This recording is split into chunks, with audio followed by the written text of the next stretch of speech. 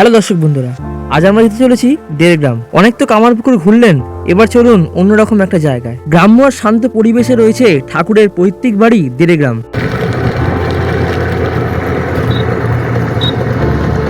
Battery চালিত টোটো ঘো ঘো শব্দ করে এগিয়ে চলছিল গন্তব্যের দিকে। কামারপুকুরে একটু জিরিয়ে নেওয়ার পর বেরিয়ে পড়েছিলাম আমরা দেড়গ্রাম যাবো বলে। তাই পড়ন্ত বিকেলের দৃশ্য আপনাদের চোখে পড়ছে। কামারপুকুরের থেকে দেড়গ্রাম 4 কিলোমিটার দূরত্ব আর জয়রামবাটি 5 কিলোমিটার। তুলনামূলক ভাবে জয়রামবাটির দেখার জিনিস সাইট সিন অনেক বেশি, তাই কামারপুকুর থেকে দেড়গ্রাম বিকেলে ঘুরে আসা অনেক বেটার। সেই কারণে হাতে কম সময় থাকলে দেড়গ্রাম অনায়াসে বিকেলবেলা ঘুরে আসা যায়। আমার কাছে নতুন এক অভিজ্ঞতা, কারণ এর আগে দেড়গ্রাম আমি যাইনি, তাই এবার চললাম।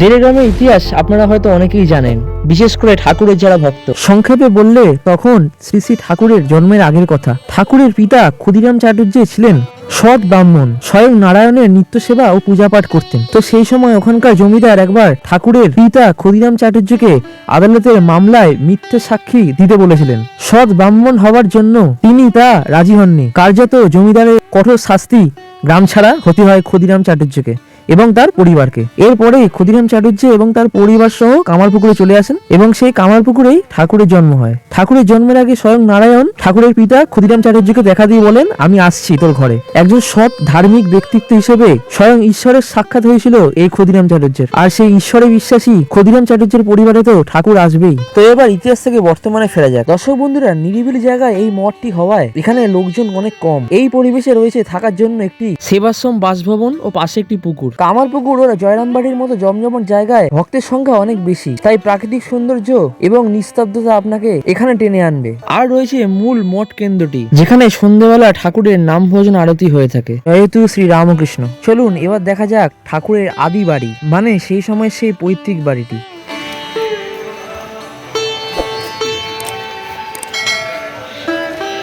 বুঝতে পারলেন তো, এই বাড়িটিতে কিন্তু ক্ষুদিরাম চাটুর্য এবং তার পরিবার বসবাস করতেন। মাটির তৈরি খড়ের ছাউনি দেওয়া 8 ঘর দেখে আমিও বসে বললাম ছবি তুলতে। তো দর্শক বন্ধুরা, আপনারা তো দেখলেন যে বাড়ির সামনে যে পরিস্থিতি, এখন এসছে বাড়ির ঠিক পেছনে।